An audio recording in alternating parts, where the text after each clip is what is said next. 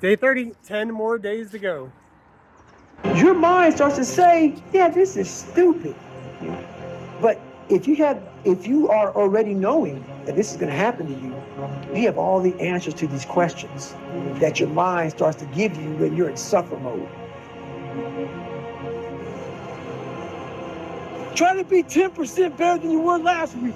So if you're running 30 miles a week, run 33.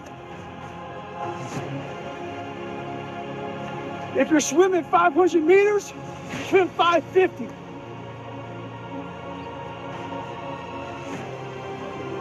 The more you walk away from accountability, the weaker you become. Find yourself in the grip of life. You can't find yourself by doing nothing. So there's a lot of pockets of weakness nowadays. And we try to fill those pockets with lies. I did it for many years. So I'm out here in Colorado for a conference. I go to the gym and this trainer calls me over to talk to this group of people he's training. He says, hey man, what are you doing out here? So I tell him. He says, what kind of workouts are you doing? I said, well, one workout I'm doing, I'm climbing up this mountain, 3,000 feet, 3 miles. But I do that every day. So the next day I'm out looking for him.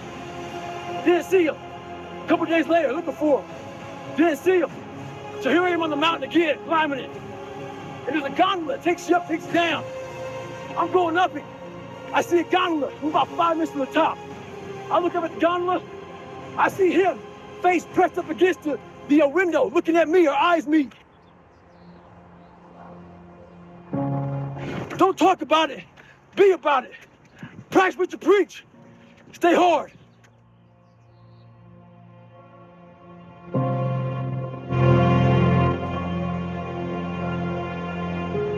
I like suffering in the way that is competitive, that brings out the absolute best in me and in everybody else. I want to see what you're made of. I want to see almost like the Colosseum in Rome. You can't do it by writing a paper. And what I found out, and the only message I want to get across to people is once you change one thing, your mindset, you can attack everything. People know, how do you keep grinding every day? You have to make those insecurities, those fears. Like when I was 300 pounds, I didn't have any drive. I was an insecure, lying kid, afraid. I had to look at my insecurities and in my fear and find drive in that. We're all looking for passion. Passion's all around you. All the energy and fuel you need is right in yourself. It's all there. You got a lot of stuff to do to overcome. And, that's where I found it. I found it right there in my own insecurities. I found drive in my own insecurities. And that's the most powerful thing in the world. When you can find drive in your own doubt, fear, insecurities, you become very unstoppable. I'm in the search for a feeling. I'm not in the search for a trophy. I'm not in the search for love. I'm not in the search for more followers on Instagram or social media.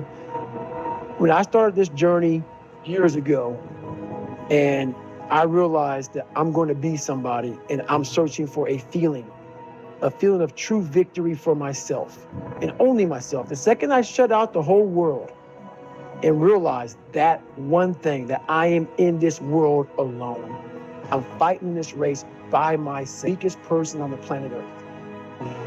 My goal in life was to, in my mind, believe I'm the hardest man alive. And that's why the whole thing is can't hurt me. That's what it's about. It's about whatever you think you are, you have to make that dream a reality. But that's where the hard part is. There's a lot of successful people in this world who still feel empty inside. And they wonder why they still feel empty. So they try to make another million, 2 million, 3 million. Let's buy a new car, a new house, new boat. Let's buy more of everything. At the end of the day, it still feels real empty inside. For me, I wasn't even successful, I just felt empty. So I was trying to hide my insecurities. You have to be there but not there at the graduation. Okay. You gotta be there in the worst parts suffering that over and over again. You gotta live that in your mind. dressing it up. Same thing with life. If you don't get inside your soul, inside your heart, and fix it, be willing to go to war with yourself. Stay hard.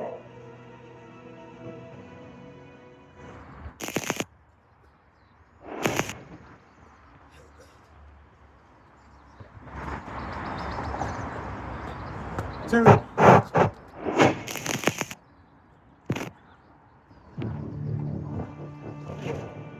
I was such in a dungeon in my life, and I feel like I was such in a hole with nowhere to go, with so many issues and so many things to climb over and overcome. But the thing about it is, we all have the ability to come from nothing to something. I was 300 pounds, and my goal was to be a Navy SEAL. Impossible goal.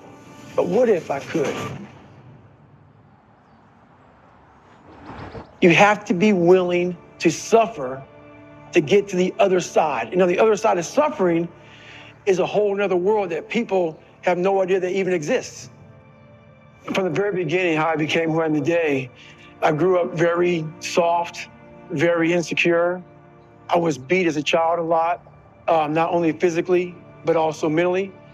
My dad was an alcoholic, so it transferred to him being very abusive, me growing up, not just to me, but also my mother.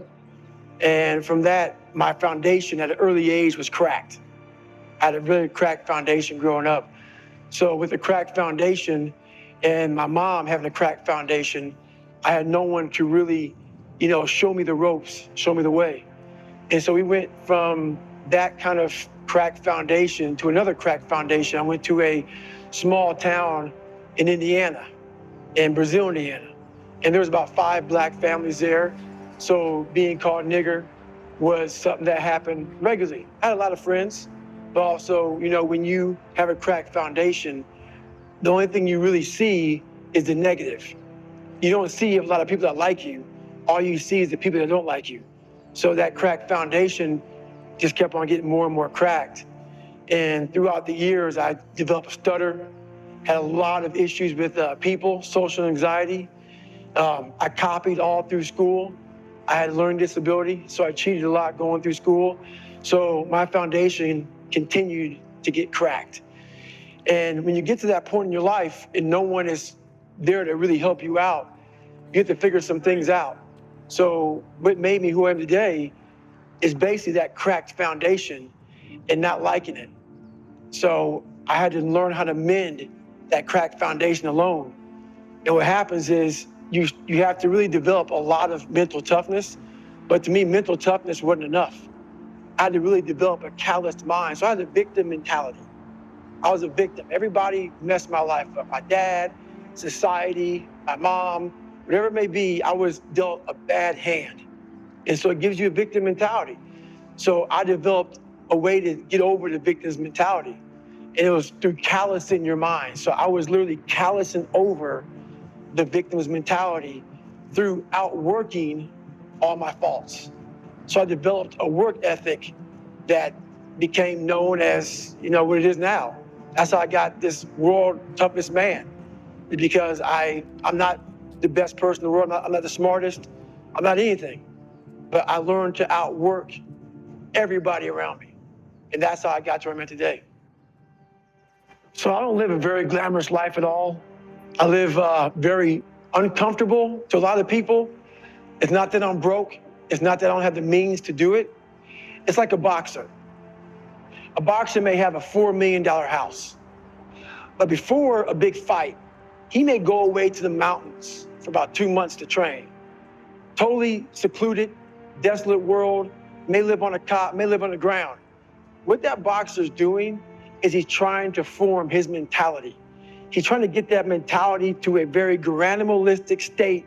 So when he goes inside that ring, his mentality is ready to do whatever it takes to win that boxing match. So what I realized from my foundation growing up was I had a very soft mind. And I live that way now, like that boxer training for that big fight. I live that way all the time. So I'm always sharpening my sword. And how I sharpen my sword is I have a mentality of my refrigerator is never full. I've never arrived. And every time I get close to the top of a mountain, I fall back down on purpose.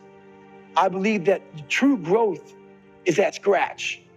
Starting from scratch is true growth.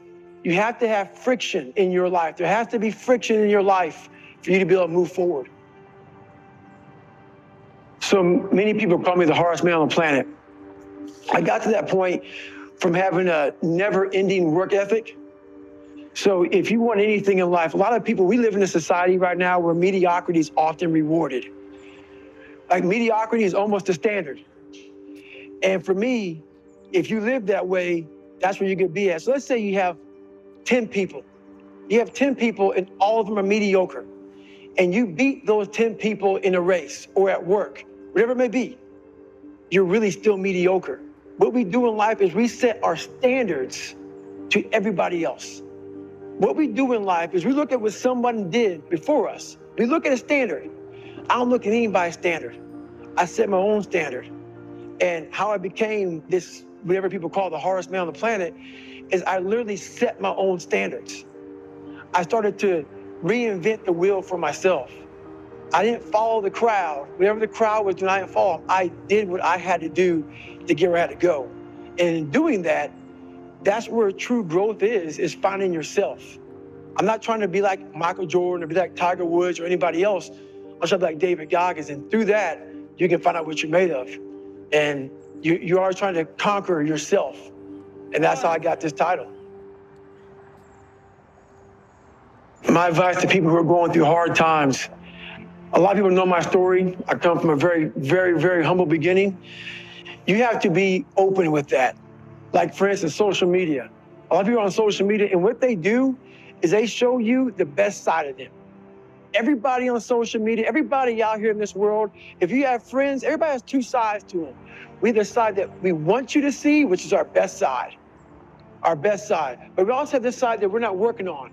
The side we're not working on is that side that we want no one to see. Like on social media, everybody posts where they're going, you know, I'm going here for vacation. This is me in the gym. This is me here. This is me here.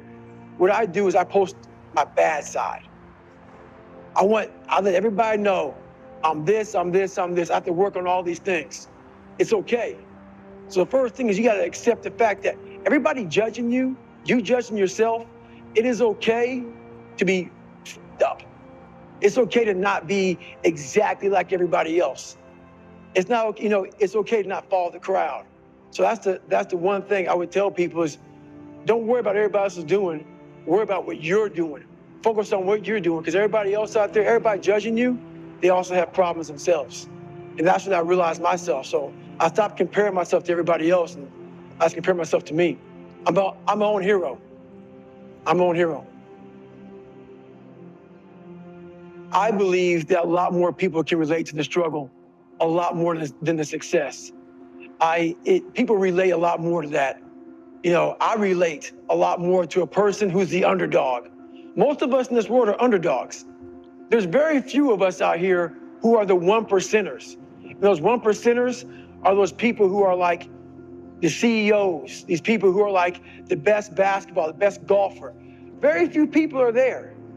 It's those people who are at the very bottom in the middle who are trying to get there. It's all about work ethic.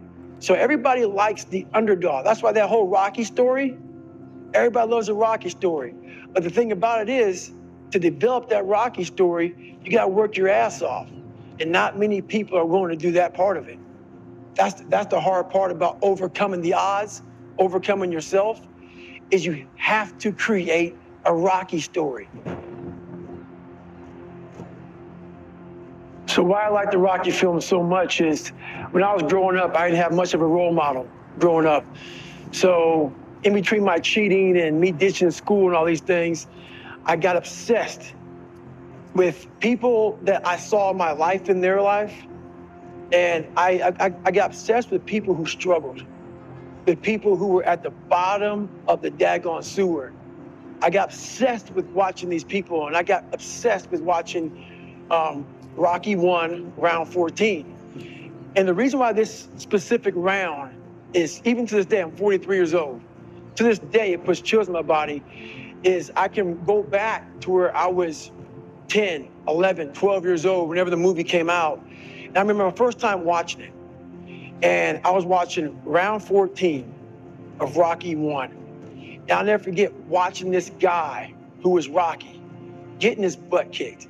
Apollo Creed was just knocking him down, beating him up. And all he wanted to do was go the distance. And to a lot of people, this makes no sense to them. But for a kid who's looking for strength, who's looking for, like, is it possible? You're looking for, is it possible? Can I pull off the impossible?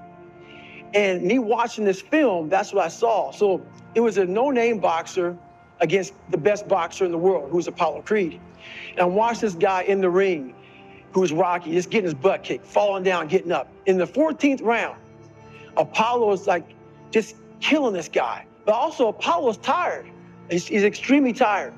But Apollo knocks him down in the 14th round for like the 30th time. And even Rocky's coach, Mickey, is telling Rocky to stay down. And Apollo turns around. He turns around, he thinks that he got this guy. He thinks he beat him.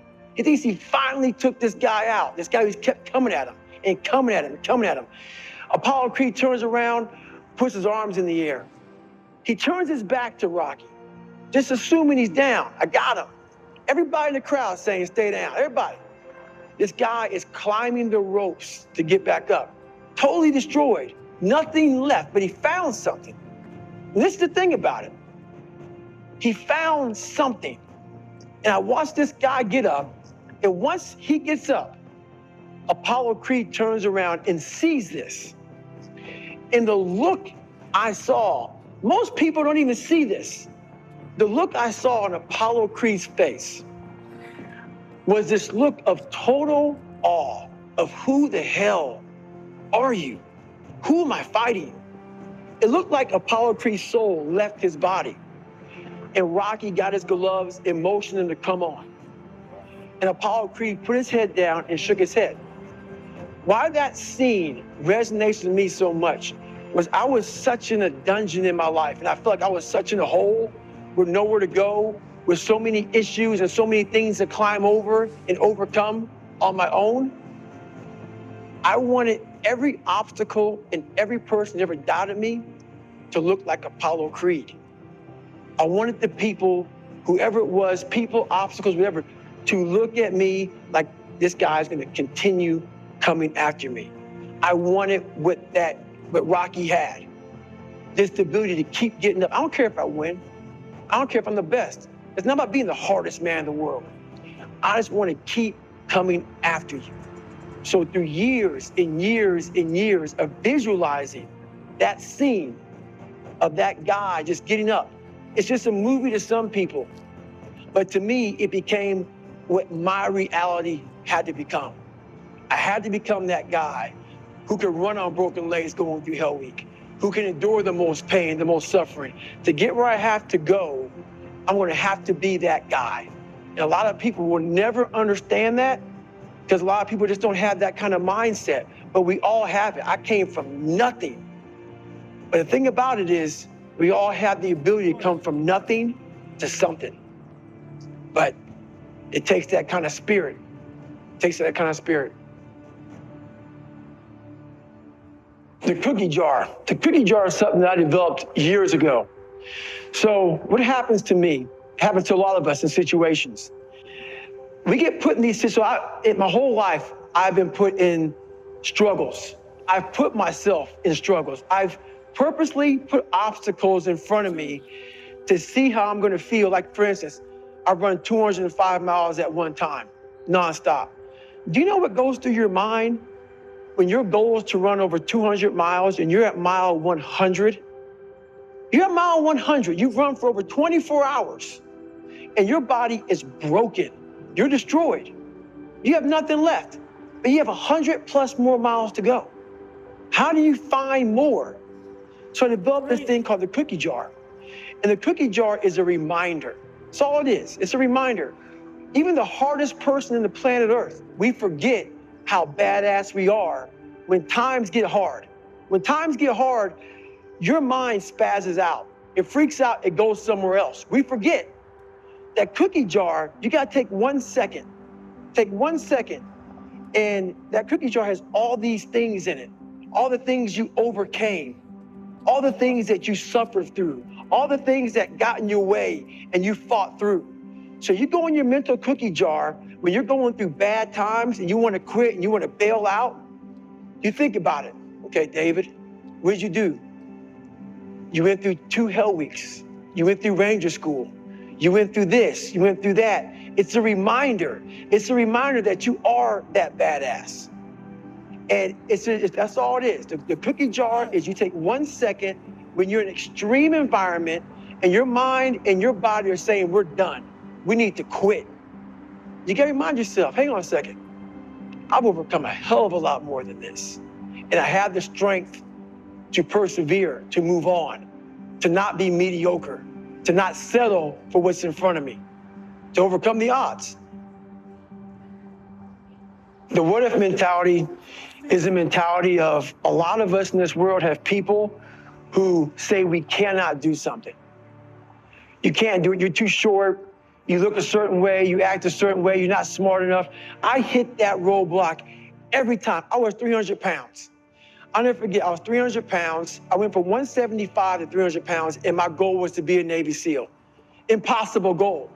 And every Navy recruiter that saw me said that, besides one. Every recruiter said, there's no way, man. You're 297 pounds, and you gotta lose so much weight so fast. I talked to one recruiter, and I never forget getting back in my truck, and he said, you cannot do this. But I got in my truck and I said to myself, but what if I could?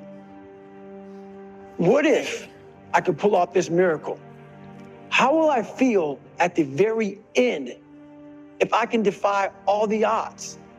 The what if mentality is this guy told me I was a 36th African-American Navy SEAL in Navy SEAL history in over 70 years. This guy told me there's only 35 African-Americans to ever be a Navy SEAL. He was pretty much telling me, you ain't got what it takes. I took that and said, what if I can be the 36th? Versus taking what he said, all the negativity he's putting on me, because he can't imagine himself doing what I'm about to do. So most people who can't imagine it, they reflect. It's like a mirror. They put that right on you. If they can't see themselves doing it, I can't see you doing it. I take that mirror and I totally discard it. And I say, what if I can be the 36th person to ever do it?